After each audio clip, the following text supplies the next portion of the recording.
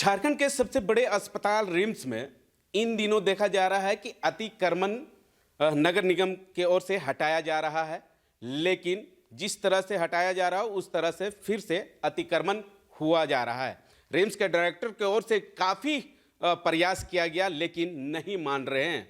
हमारे साथ रिम्स के डायरेक्टर है, उनसे जानने की कोशिश करेंगे। शायद हाई कोर्ट के ओर से भी ये अतिक्रमण हटाने के लिए कहा गया है रिम्स डायरेक्टर को। हमारे साथ रिम्स के डायरेक्टर है, उन्हीं से जानने की कोशिश करते हैं पूरे मामले को लेकर क्या कुछ हाई कोर्ट के ओर से निर्देश दिया गया है।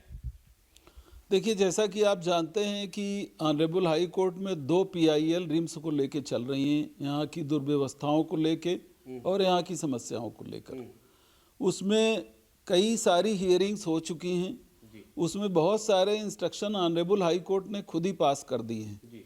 उसमें अब डायरेक्टर को केवल एग्जीक्यूट करना है और सरकार के जो संबंधित अधिकारी हैं उनका भी सहयोग उसमें ऑलरेडी ऑनरेबल कोर्ट ने डिसाइड कर दिया है किसका क्या काम है।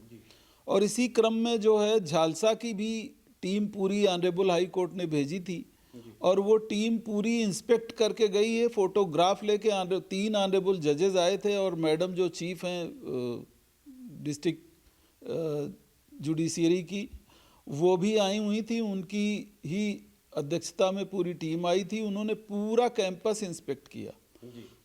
अभी जो है ऑनरेबल हाई कोर्ट ने इस बार झालसा के इंस्पेक्शन के बाद केवल इंक्रोचमेंट पे हियरिंग की और उसमें काफ़ी देर ऑनरेबल कोर्ट ने सुना। और आप ये जानते हैं हाई बेंच है जिसमें ऑनरेबल चीफ जस्टिस खुद हैं और ऑनरेबल बेंच ने ये डायरेक्शन दिया है कि 72 के घंटे के अंदर सारे इंक्रोचमेंट रिम से हटा दिए जाएं जो 150 से ज़्यादा हैं।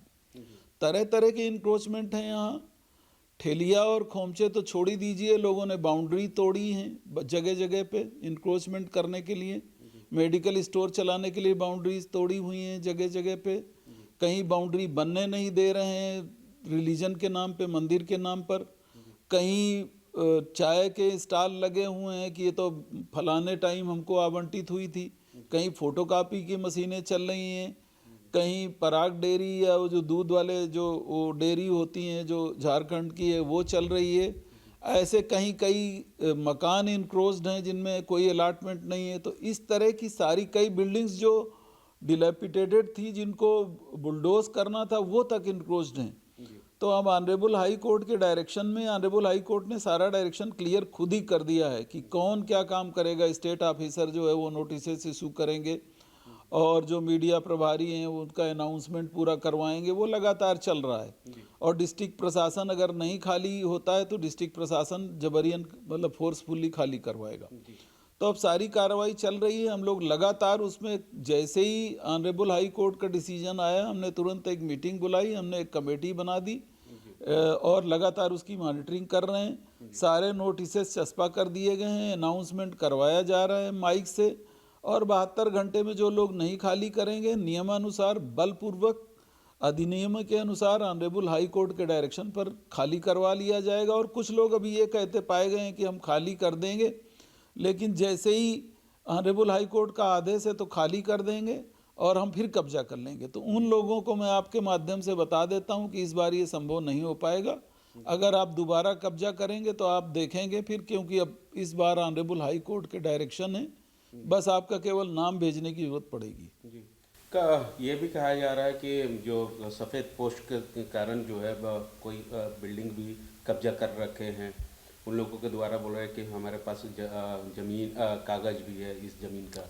देखिए, इसके बारे में मैं क्लियर कर दूं कि रिम्स की ज़मीन का म्यूटेशन नहीं था। हमारे आने के बाद हमने सारा म्यूटेशन लग के करवाया हुआ है।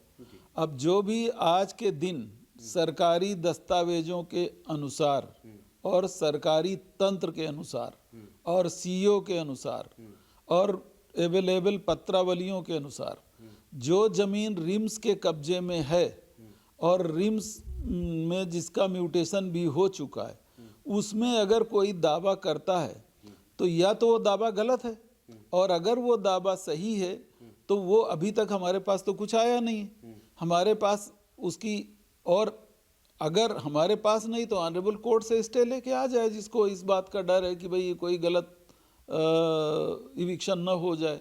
हम तो नियमानुसार कार्रवाई करेंगे और डिस्ट्रिक्ट एडमिनिस्ट्रेशन भी नियमानुसार कार्रवाई करेगा। हमारे पास चॉइस थोड़ी ना है, ऑनरेबल कोर्ट ने हमको चॉइस थोड़ी दी है कि इंक्रोचमेंट जो है उनको ना हटाओ, फला कोई किसी का हटा दो किसी का ना हटाओ, ऐसा तो ऑनरेबल कोर्ट ने नहीं कहा है ना मुझे।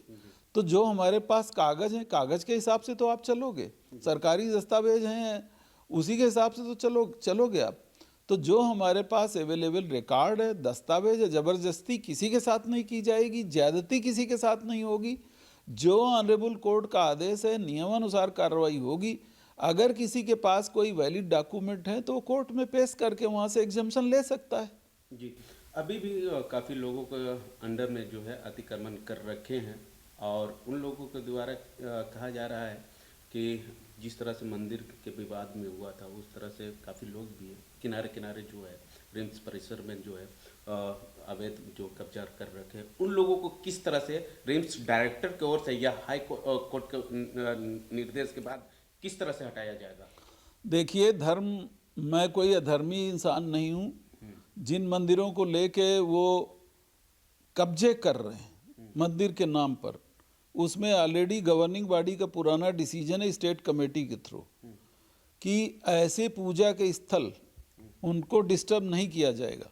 लेकिन चूंकि वो रिम्स की प्रॉपर्टी है इसलिए रिम्स उसमें पढ़े लिखे पुजारी रखेगा, रिम्स वहाँ दान पात्र रखेगा, पूजा का समय होगा, मंदिर हमेशा खुला रहेगा, घंटी बजाने का मंत्र और श्लोक और उसका टाइम निर्धारित किया जाएगा, जन साधारण को अवेलेबल होगा।